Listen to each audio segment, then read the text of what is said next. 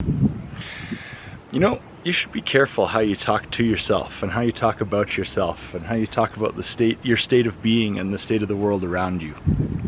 I was having a conversation the other day with a guy. When I went to buy some soil, I pulled into the yard like I always do, and I walked up to the little window at the side, sat down on the bench to order up my soil, and I started the conversation like I often do by asking, how's it going? Because I'm a curious guy, I like to know how it's going. And he looked at me and he kind of sighed and he said, okay, I guess. And he kind of had this bummed look on his face. And I laughed. I said, oh yeah, that good, hey? And he just shook his head. He said, yeah, it's just been one of those days. And I paused for a second and then I said to him, I said, you know, Jonathan, you should be more careful about how you talk about things. And he looked at me kind of puzzled and I said, well, I mean, I'm sure the day hasn't been all bad. I'm sure there's been lots of good things that happened. And he kind of smiled. He said, yeah, I guess so. And he said, so then why are you only focusing on the part that was not fun? You know, why are you focusing on the stuff you didn't like? And he was thinking about it, and it's like, and I said to him, like, man, you hear it all the time that life is just about how you react to things. You know, it's not about what happens, it's about how you react. And we hear it all the time, but sometimes it's hard to know what that actually means. And sometimes what that means is not dwelling on the stuff that you don't like, not getting hung up on the fact that it's just been an okay day, and look at the stuff that was good. And it's important to watch how you talk about stuff, because it happens a lot of times where somebody will ask you how your day's going, and you'll tell them everything bad that happened, and you completely forget all the good stuff. Or you'll have a trip or something, and somebody will ask you how it was. You said, oh, it was pretty good, but then you tell them about all the bad things that happened. You know, or somebody asks you how you've been doing, and your immediate response is, oh, I'm just so busy lately. And we have this habit as people of talking about the bad things. You know, we like to commiserate together. We like to focus on the stuff that we're not super happy about instead of focusing on the stuff that we are really happy about. And the problem is that we hear ourselves say these things. See, the problem is that we hear the way we talk about things, and our subconscious mind believes the things that we say, and we start to take action to create the world that we're talking about, rather than taking action to create the world that we actually want. And it's all because of how we're talking about things. You know, if busy is not the state you want to be in, don't tell people you're busy all the time, because you'll start finding reasons to be busy. If happy is the state you want to be in, when somebody asks how you're doing, tell them you're doing really good. Tell them about all the cool things that are going on in your life. Stop focusing on all the negativity. Stop focusing on the stuff you're not happy with, because you hear yourself talk about it and you create that reality. And many, many people, I see it all the time, go through life accidentally creating these realities that they don't want, because they talk about all the stuff they don't want. And it's really quite fascinating to watch.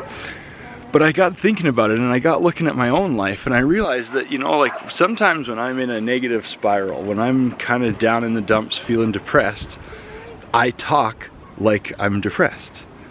You know, like I'll be having a negative time and somebody will ask how it's been going, and I'll have so many great things going on in my life, and I'll just tell them, yeah, you know, it's pretty good, I guess, but I've been feeling kind of down. Or I'll tell them about something that's gone wrong instead of about 5 things that went right. And it becomes a self-fulfilling prophecy, because you're gonna have times in life where you're feeling low. It's just gonna happen. You're gonna have times where stuff happens that you're not happy about. You're gonna have times where you're just not in the best state. And you can talk about that, and you can perpetuate it, and you can bring yourself down even more. Or you can focus on the good things, and you can say, yeah, you know, there's a few things I'm not super stoked about right at this moment, but there's all this really good stuff going on as well that I'm incredibly happy about. That's absolutely awesome. And if you choose to look at life in that way, if you choose to focus on the positive and talk about the positive, and, you know, when somebody asks you how you're doing, you tell them you're doing great, even if you're not. You know, make it up, because you'll hear yourself say that, and then you'll start to believe it. And when you start to believe it, then you'll start to take action that will bring you closer to being the person that you want to be, and it'll start to make you start to take the action to create the life that you want. And you'll find it's incredibly powerful, incredibly powerful. But most people don't do it. You know, it's not societally acceptable to be doing okay. You know, we have this idea that we can't be really exuberant and happy because other people might not, and we might bum them out, or whatever the reason. We always default to the negative, and it's just not the right way to do it. You know, and it comes up in other parts in life too. Like when I was thinking back on the way I talk to myself and the stuff that I've said in the past, I think back over the last few years, and like 3 years ago I didn't have much money. I was pretty broke. I had moved back to Calgary with $2,000 in my bank account. I didn't have a job, and I spent that $2,000 very quickly, and I was pretty much broke. And I started a landscaping business that summer, and for like a year and a half I really struggled. Probably actually, no, a couple years I really struggled. And I mean, as any startup business, it takes time to get going. But I noticed when I was looking back on it, I realized that people would ask how things were going, and I'd say, oh, it's pretty good, but I'm really broke. Or my friends would want to go do something and be like, oh, I can't, I'm too poor, I don't have any money. And I would talk about my financial situation from a lack mindset. You know, I would look at it from a point of view that I don't have enough money, I don't have enough of what I need to do the things I want, when the reality was that I had plenty. I was just spending it on other things. You know, I was investing it in my business. I was, instead of going out on traveling, and I was growing my business and spending my money on things for the long term.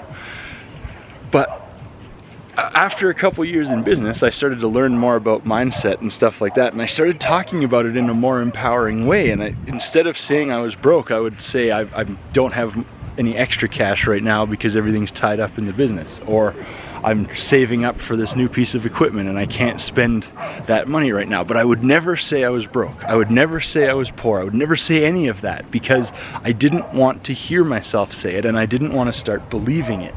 Because once you really truly believe something, then your subconscious mind latches onto that idea, and it makes you take the actions you need to do. But an interesting thing happened. See, those couple years of struggling were some serious struggle, but when I changed the way I looked at my financial situation, when I changed the way I looked at my business and everything, suddenly I stopped seeing myself as being broke. I started seeing myself as having an incredible business that I'd built with lots of assets and lots of investments that could make me more money. And my financial situation started to turn around very quickly.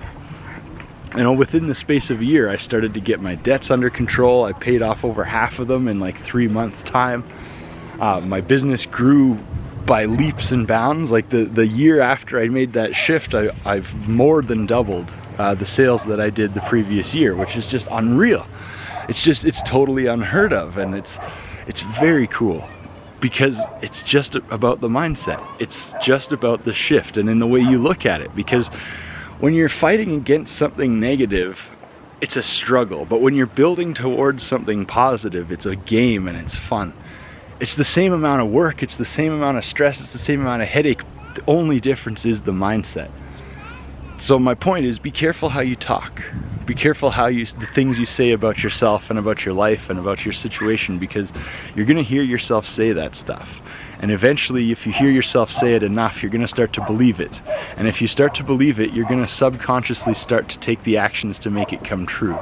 So why not believe something positive? Why not say positive things and believe positive things? And you know what? It's hard.